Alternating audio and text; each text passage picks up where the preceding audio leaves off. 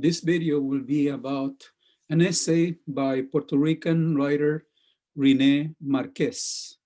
The title of the essay is The Docile Puerto Rican, Literature and Psychological Reality. As I was reading the essay, I realized that he makes a quick passing reference to Cuba. And I think for us to understand the context in which he's writing his essay, we need to take a look at the difference again between those who are supporting or who have supported the Commonwealth and those who have been supporting in the independence of Puerto Rico. Because Rene Marqués is clearly a person who was defending in the 60s and 70s throughout those years, the independence of Puerto Rico. As you can see throughout his essay, if you read it, you probably were already more than guessing that he was coming from this description of personalities from that viewpoint. So first of all, I'm going to share my screen here to show you something very basic but important. Here's Cuba, here is the Dominican Republic, and here is Puerto Rico plus Haiti, right? So Cuba, Haiti, Dominican Republic, Puerto Rico. Notice the size of Cuba again, and notice how close it is to the United States, okay? What we need to remember is what took place in Cuba during the 50s and the beginning of the 60s, actually. This is important for the point of view of Rene Marqués in this essay. So if you take a look at Wikipedia, a quick look, summary about Cuba, you'll find this reference to the Cuban Revolution. And the Cuban Revolution was crucial in determining one side of the story regarding independence, okay? The revolution that took place was led by Fidel Castro, and I would say also Argentinian Che Guevara. In here you have Che Guevara along with Fidel's brother, Raul Castro, who after Fidel died, and even before I believe, became the Prime Minister of Cuba or the President of Cuba, okay? So this is a major figure as well. But we cannot forget, of course, Che Guevara, Ernesto Guevara from Argentina. And if you scroll down, you will see that Fidel Castro created or was participated in this youth movement, the 26th of July movement. He actually was a lawyer coming from a very well-to-do family in Cuba. And the purpose of all the struggle was to oust dictator Fulgencio Batista, who at the time was supported by the United States. So the revolution began in July 1953, as you can see, and continued until the military forces of Batista were defeated by the guerrilla movement organized by civilians, by the population, majority of the population in Cuba. So that was just, combining somehow in the struggle for the liberation of the country, the independence of the country from, one could say, this specific dictator, but also from the tutelage of the United States, okay? And so we have 53 here, but 1959 seems to be the moment or the year when the Cuban Revolution declared itself to be, solidly a revolution, a change of government. And then another important moment for this is 1965, as you can see, the formation of the Communist Party in Cuba, and the beginning, I would argue, of the dependence of Cuba on the Soviet Union. Economically, Cuba was to be dependent they never were able to find ways of creating economic transactions with a large number of countries that would be that could replace, the economic aid that the Soviet Union was always providing. Because once, the United States realized that Cuba was turning into this communist experiment in the Caribbean, there was a huge confrontation and the beginning of an economic blockade. Plus, many Cubans, as you know, came our way to Miami and actually developed that city, right? The Miami that we actually know nowadays, with important aid coming from the government of the United States to those refugees, right? Refugees. That was the status given to uh, Cubans once they arrived, fleeing from a communist country, because this is the moment when we have the Cold War, right? The Cold War after the Second World War, right? Cold War meaning, yes, there is kind of a war, but it's sort of hidden, right? And we have a confrontation between capitalist societies and communist societies. And basically, we have a confrontation here between the United States, right, and the Soviet Union, as it was called at the time. So Luis, Rene Marquez is thinking about the independence of Puerto Rico and also the fact that now, we're talking about the 60s and 70s, right? Now Puerto Rico is attached. So now, it's attached to the United States. And in what way? Well, since his viewpoint is the viewpoint of the independentist, right? He sees Puerto Rico as a colony of the United States and not as a commonwealth. And here, right, I wanted to remind you about this second important character. In addition to Albizu, we have Luis Muñoz Marin in Puerto Rico, right? Puerto Rican journalist, politician, statesman, the first elected governor of Puerto Rico. But what is important, and notice, architect of the Puerto Rico Commonwealth. Architect of the Puerto Rico Commonwealth, right? And notice for how long he was the governor. He was in office, again, because we have said this before, from 1949 till 1965. So here we have a Puerto Rican leader, right, with a political party, not just by himself, right?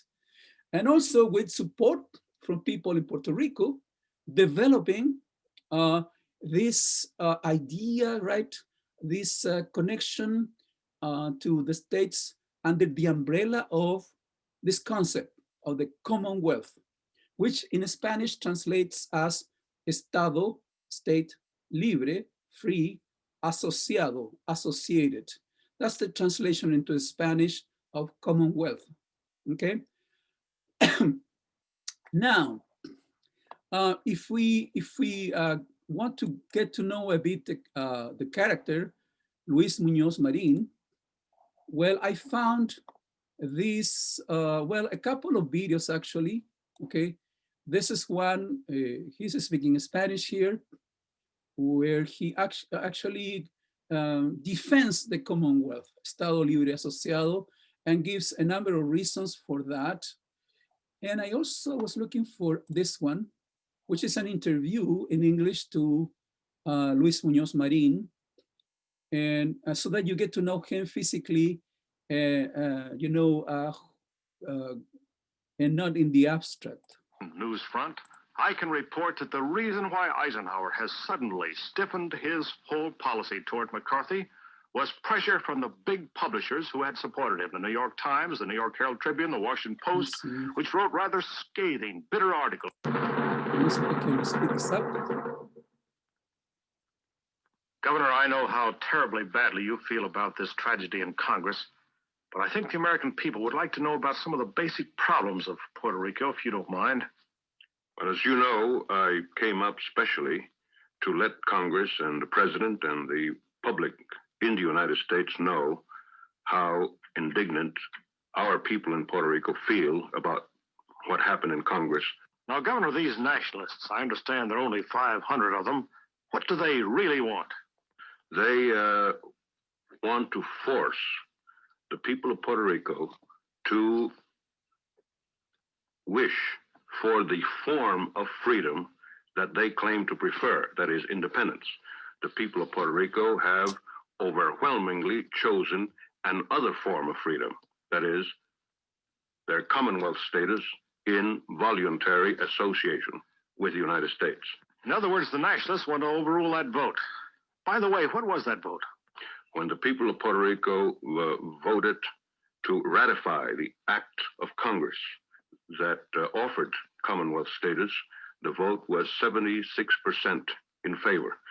Governor, everyone remembers the attempt on Harry Truman's life, but they don't remember the attempt on your life. Did they both occur at the same time? The attack on my house, on the executive mansion at San Juan, took place, as a matter of fact, 2 days before the attack on President Truman at Blair House. What happened when they tried to take your life? Well, they tried to enter the house with machine guns and pistols, but they failed in the attempt. They had a machine gun that they set up in your front porch, in effect? Well, it was a hand machine gun that one of the assailants... How many were there? 5 of them. 5. Had you any warning in advance of that? There had been 2 or 3 spots over Puerto Rico where there's some violence had broken out that morning. I had no special warning that they would attempt to take the Fortaleza, that is the executive mansion itself. This was the same little group of nationalists. You can see how small the group is when they try to take one of the strongest fortresses that Spain built in the Western Hemisphere with 5 men, with 1 machine gun and 4 pistols. Well, Governor, having visited you in Fortaleza and having seen the thickness of those walls, I can appreciate that. Now, Governor, another question some people have asked me. This nationalist leader, Albizu Campos, I understand he was in jail and you commuted his sentence last summer. He was in jail, condemned by the courts of Puerto Rico through jury trial, as our law provides, because of his participation in this movement of violence that we have been referring to back in October 1950. I pardoned him conditional to his not attempting to overthrow the government by violence. I pardoned him under these conditions about 6 months ago because of his advancing age, because of his ill health, and because under democratic conditions, a man like that in jail can organize his plans as easily as out of jail, but with the advantage of appearing to be a martyr. He had become a martyr to the people of the Caribbean? To his few followers, and the propaganda all over Latin America, largely pushed by the communists, was to the effect that he was trying to liberate Puerto Rico from oppression, and that therefore he was being jailed for that reason. I thought it would clarify things if he were let out. Also, his mental state was not good.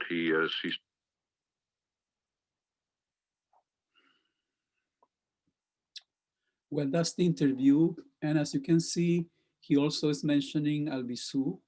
And he also makes reference to communism, right? So this is part of the process of the conflict within the island and within the Caribbean and within Latin America. And you have the whole world involved in this clash, right? Between the 2 main political views regarding how to organize societies in on Earth, I guess, at the time. So it was a global confrontation, right? Cold War. But again, coming back to the essay by Rene Marqués, the essay, as I was saying, was written in the 70s and published, translated into English in 1976 as a book, a collection of essays by Rene Marqués. Marqués is actually, or was actually, a writer. He wrote, was a playwright, first of all, but then he was successful with his novels. So he's coming from that side of Puerto Rican culture. He, as far as I know, was mostly in Puerto Rico, not necessarily this side. His language was English, and as you can see, his works were translated into English. So he's talking in Spanish to the people of Puerto Rico that are on the island and outside of the island. But the conversation initially that we need to understand is taking place in Spanish. So he's talking to his own people, right? And he's trying to define the situation Puerto Rico is experiencing now that the Commonwealth is happening, okay? He's very much dissatisfied with the relationship Puerto Rico has with the United States. And he's trying to establish the existential situation of Puerto Ricans along with the existential situation of those who he calls North Americans visiting the island, making business transactions on the island, and also those who are living on the island, okay? And so he begins page 155, trying to define the word docile, okay? And he gives us a number of synonyms, but then he draws a conclusion, and I'm going to quote. From this definition, we can deduce that the submissive, meek, or docile man is necessarily a weak person. He lacks the strength or even the will, or an ignorant one, which arises from ignorance or the victim of a pathetic inferiority complex, lack of confidence in one's own intelligence, knowledge, or strength. So notice how he refers to a man here. So there might be issues of masculinity going through his mind, right? So what is the role of women in this situation? That would be a question for all of us to consider, to take into consideration. But so docile person is a weak person, perhaps an ignorant one, and then a victim of a pathetic inferiority complex, right? Inferiority. So why is this happening in Puerto Rico? Okay. Well, he begins to describe the kind of interactions that take place between North Americans and Puerto Ricans. He says initially, when it's a matter of a business transaction, the North American will go very pleasant towards the Puerto Rican. But if we're talking about something casual and personal, the ugly side of the North American starts to show up. He testifies, so he says he's going to talk about the docile individual, but interestingly enough, he cannot dislodge this idea of that kind of personality from his description of the North American personality. So it's actually both of them, right, throughout the essay. And I quote, "The North American in Puerto Rico feels himself guilty," again, himself, although never consciously, of imperialism. So we have been colonizing this place, and I feel guilty of such a situation, okay? This is what Marqués is saying. So this is a basic attitude, okay? Guilt because imperialists. But he describes a second possibility. He says, the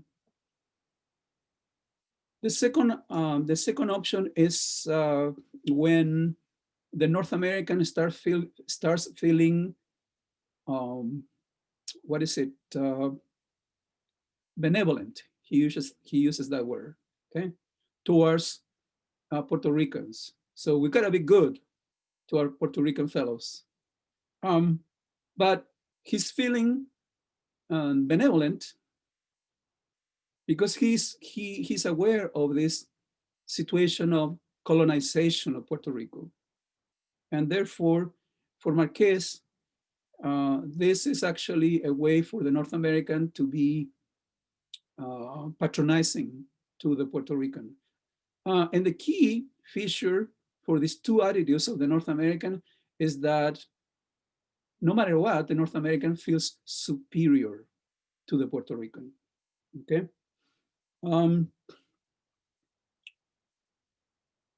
In addition to that, in the next paragraph for the same page, he adds an important component of this complicated, relationship between North Americans and Puerto Ricans.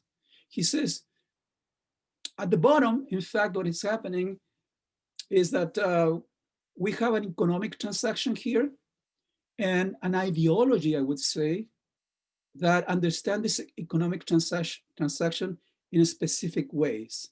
What do I mean by that? Well, if you examine the last paragraph of this page, you'll see that he focuses on one word, and that word is freedom. But the way he, Marqués, understands this freedom, because he would put it within quotation marks, is that whenever a country buys products from the United States, freedom is happening, basically. But if that country, say in the Caribbean, say Cuba, say Puerto Rico, say Dominican Republic, decides not, for some reason, not to privilege that economic association, then they are rejecting freedom for Rene Marqués. Okay? So somehow I see that Marqués is saying this is hypocritical because they use the word freedom, but in fact, they are enslaving us when they are saying that, economically enslaving us, okay?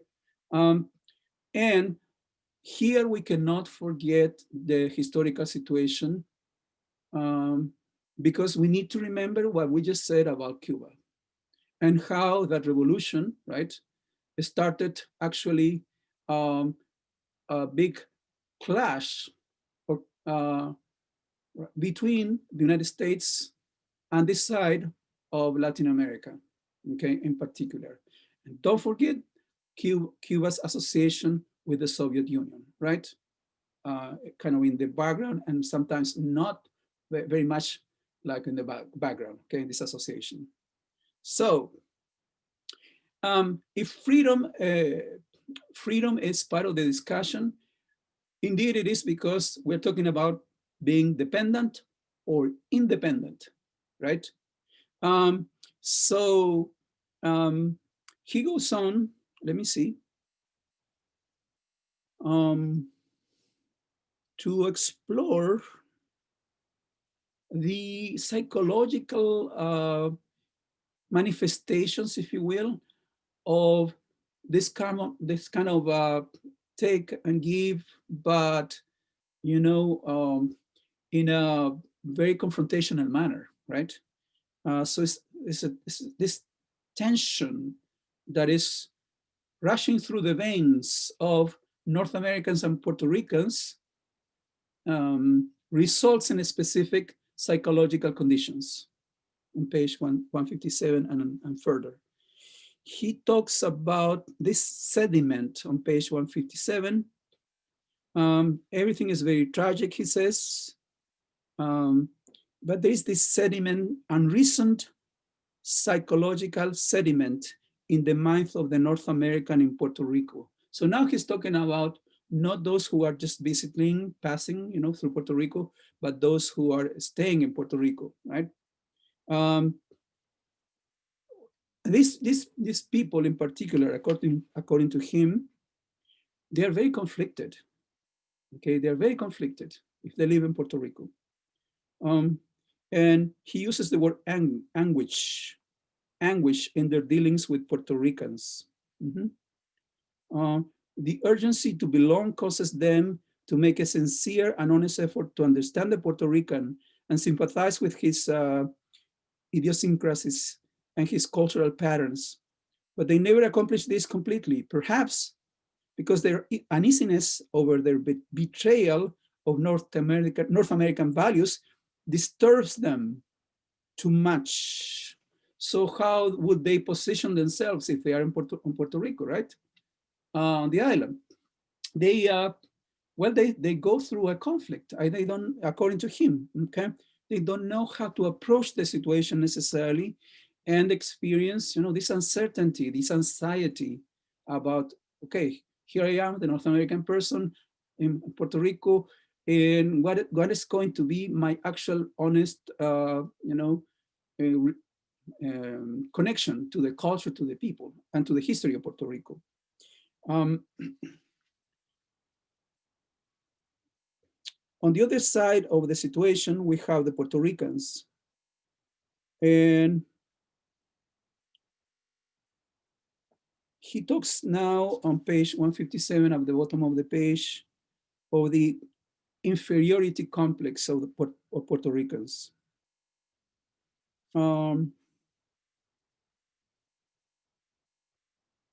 And he also talks about colonial guilt complex, which turns, according to Marqués, in, if you flip the page, page 158, servility, okay, servility.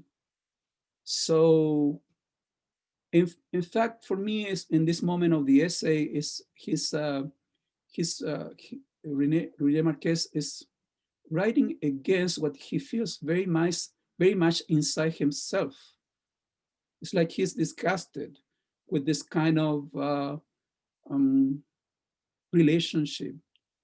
He's very sour about it, okay? But notice, it's not only that he's talking about politics, he's talking about the psychology of the situation, right? And what that does to both the Puerto Rican community and what he calls, again, the North American community, okay? So if there is one way out of the situation, he finds it in what he calls, I think, the authentical bilinguals. That is to say, people who can move easily between English and Spanish and feel comfortable, speaking any of the two languages, which means, I guess, that he's saying, speaking or addressing issues pertaining to both cultures or both sides of this encounter, right? When the person is speaking English, they feel comfortable speaking about all the issues that maybe are coming from the side of North America, the United States, that is. And with they are speaking Spanish, they acknowledge all the issues and the way they are presented by the population of Puerto Rico, okay? Those are, according to Rene Marqués, the individuals that truly understand and can make a change about the situation, which is interesting, right?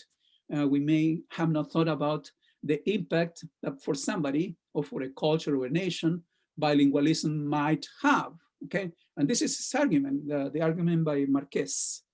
But the complication is that not many are bilingual. On the island, only a few maybe are like that, or even outside the island. That's what he says. And so what is more frequent is the person who speaks only English and feels uncomfortable switching to Spanish and then denies the validity, according to Marqués, of Spanish, okay? And secondly, according to him, this person may go into what he calls narrow little social islands. That is to say they place themselves, these people who only know English, and he's talking about Puerto Ricans here, they kind of isolate themselves from the rest of the population, and therefore they are not representative or the Puerto Rican reality. That's the complication for Marqués, right? Um, it is becoming clear at the end, he says, that English in Puerto Rico is not simply another foreign language, like French or Italian, but the painful side of many conflicting experiences. And this, I think, it's very valuable in the essay because it forces us to think about issues pertaining to languages, okay? And this is crucial for the Latinx communities, right? And so what happens when we have an island such as Puerto Rico, as you know, going, first for English and then deciding by itself that Spanish is going to be the official, well, the predominant language of instruction. Notice that, instruction on the island, right? So how Puerto Ricans have perceived this, the significance of the English language, and also how they have perceived the significance for them of Spanish, preserving Spanish, adopting English ways. Has this been an easy transaction?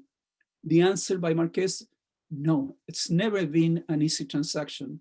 Actually, it's been a very painful transaction between languages, and it continues to be so, 70s, okay?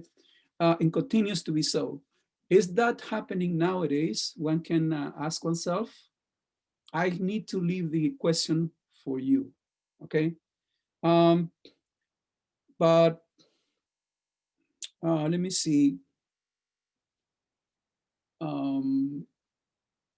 I think he also, in the end, adds that the acceptance of this, the simple, simplistic acceptance of English in the island, it's something for the island is something regrettable, and an indication again of the dependence, the colonial mentality of some Puerto Ricans.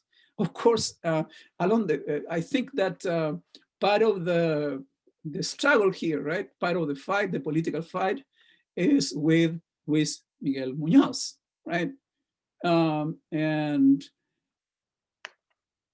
actually, but what we know, Luis Miguel Muñoz must have also fought for the uh, the well the I don't want to say the rescue, but the full incorporation of the Spanish language and to the Puerto Rican society.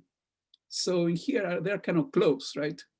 But he's making his point, Rene Marqués. Rene Marqués. This side, on this side, the North Americans, on the other side, Puerto Ricans, but there is complexity on this side, complexity on the other side, and this is sort of a messy situation. I guess that can only be solved through the independence, the full independence of Puerto Rico. Okay, although he did not say that explicitly in his essay. Thanks.